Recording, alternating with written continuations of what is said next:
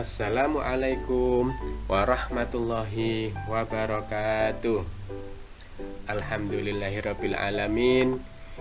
Bertemu lagi dengan Pak Muklis dalam pelajaran ibadah di kelas 2. Pak Muklis doakan semoga kalian dalam keadaan sehat walafiat dan tetap semangat untuk belajar walaupun dalam kondisi pandemi corona. Baik anak-anak, kita sudah memasuki bab keempat. Kemarin kita sudah membahas tentang pengertian sholat. Pengertian sholat menurut bahasa adalah doa atau berdoa kepada Allah. Sedangkan pengertian sholat secara istilah adalah kegiatan ibadah yang dimulai dengan takbiratul ihram dan diakhiri dengan salam. Hari ini kita akan membahas tentang rukun dan hal-hal yang membatalkan sholat. Kita akan mulai dengan membahas rukun sholat.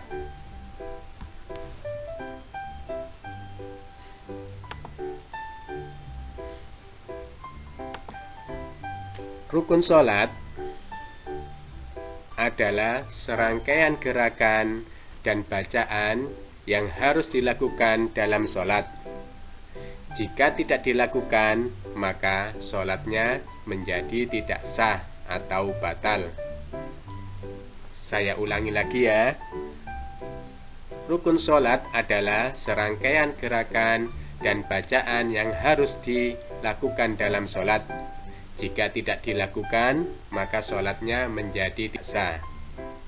Rukun sholat itu ada 13. Setelah ini kita akan bahas bersama-sama.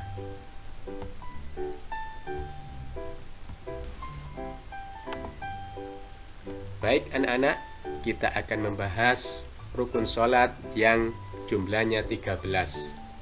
Yang pertama adalah niat di dalam hati. Jadi ketika kita berniat cukup dilafalkan dalam hati saja, tidak perlu diucapkan atau dilafalkan di mulut atau di lisan. Sedang rukun sholat yang kedua adalah berdiri tegak bagi yang mampu. Kalau seandainya tidak mampu, boleh sambil duduk atau sambil tidur. Rukun sholat yang ketiga, takbiratul ihram, yaitu takbir yang pertama kali dalam melaksanakan sholat. Rukun sholat yang keempat, membaca surat Al-Fatihah. Sedang yang kelima adalah ruku dengan tumak nina.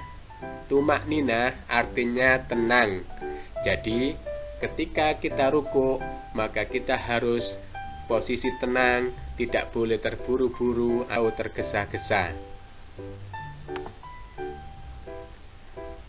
Rukun sholat yang keenam adalah iktidal, bangun dari ruku, yaitu berdiri tegak. Sama dengan ruku, iktidal juga harus dengan tumak nina. Rukun sholat yang ketujuh adalah sujud dengan tumak nina.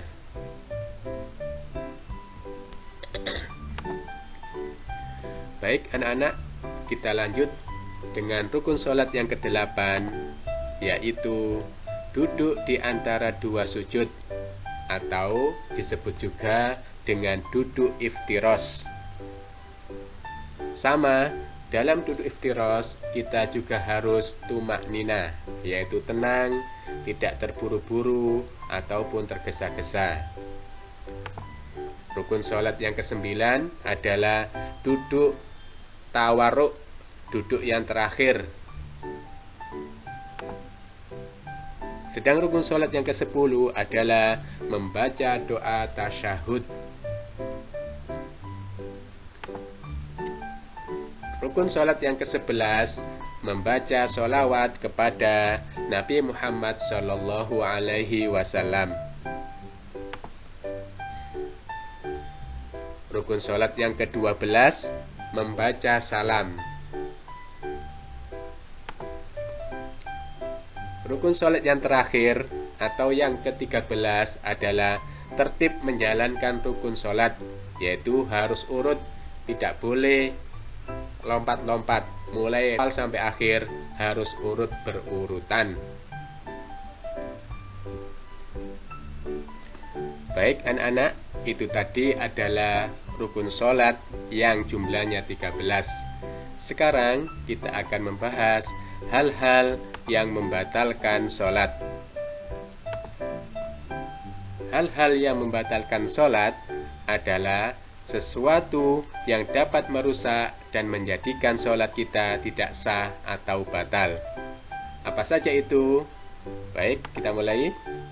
Yang pertama, berbicara atau tertawa.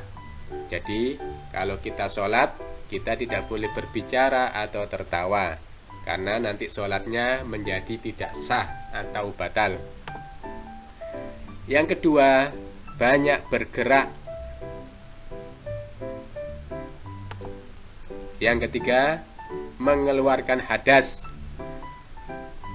Jadi seperti kentut atau pipis, maka sholatnya menjadi batal atau tidak sah.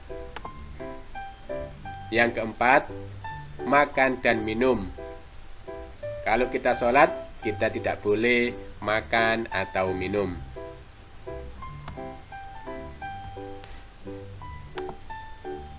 Alhamdulillah, kita sudah selesai belajar ibadah hari ini tentang rukun dan hal-hal yang membatalkan sholat. Setelah ini kalian bisa mengerjakan LK di Google Form. Nanti setelah ini akan dikirim oleh Bapak Ibu guru kalian di dalam grup. Silakan kalian kerjakan LK tersebut.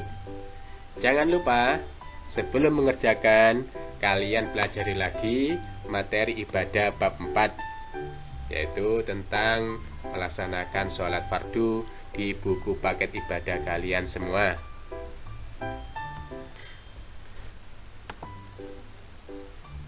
Baik anak-anak, Pak Muklis akhiri pelajaran ibadah kali ini.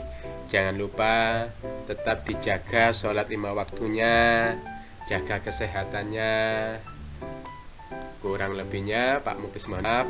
Wassalamualaikum warahmatullahi wabarakatuh.